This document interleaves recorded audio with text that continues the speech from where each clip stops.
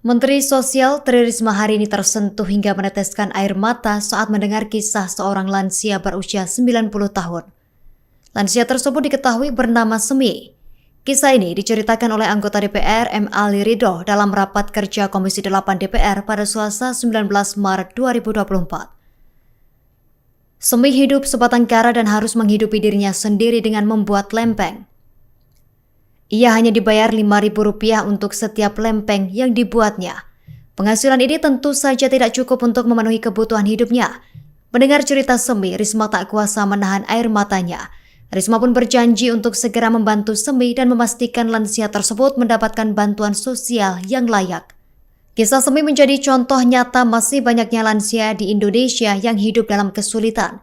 Hal ini menjadi perhatian serius bagi pemerintah dan perlu segera dicarikan solusi yang tepat. Di momen inilah, Risma tampak mulai menutup mulutnya dengan tisu dan terlihat mulai meneteskan air matanya. Ridho menyampaikan bahwa Semi hanya salah satu warga tidak mampu yang ditemuinya. Namun ia meyakini bahwa Risma sebagai menteri tentu banyak menemukan kasus serupa.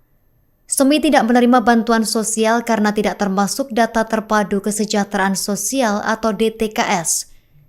Ridho mengatakan padahal tetangga Semi menerima bantuan sosial dari pemerintah. Sebagai informasi, DTKS adalah data yang meliputi pemerlu pelayanan kesejahteraan sosial PPKS, penerima bantuan dan pemberdayaan sosial, serta potensi dan sumber kesejahteraan sosial PSKS.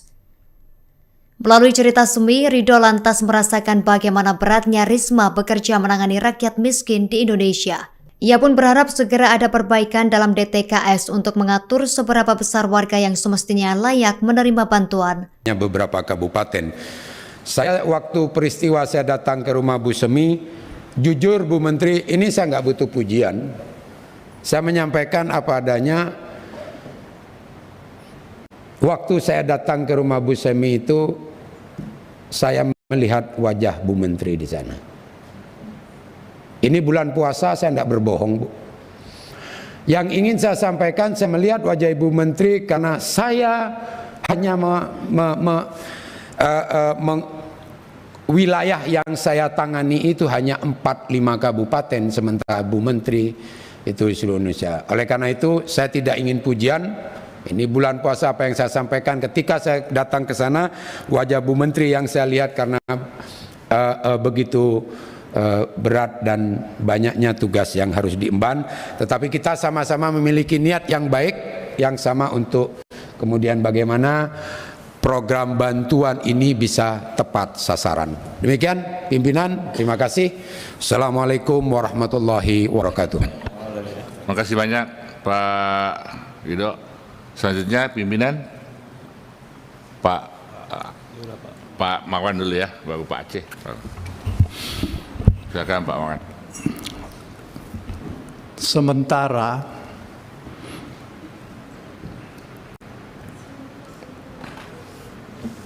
rekomendasi BPK menemukan penyaluran yang tidak tepat sasaran.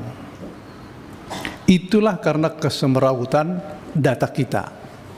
Rekomendasi BPK itu hasil pemeriksaan atas penetapan. Download Tribun X sekarang, menghadirkan lokal menjadi Indonesia.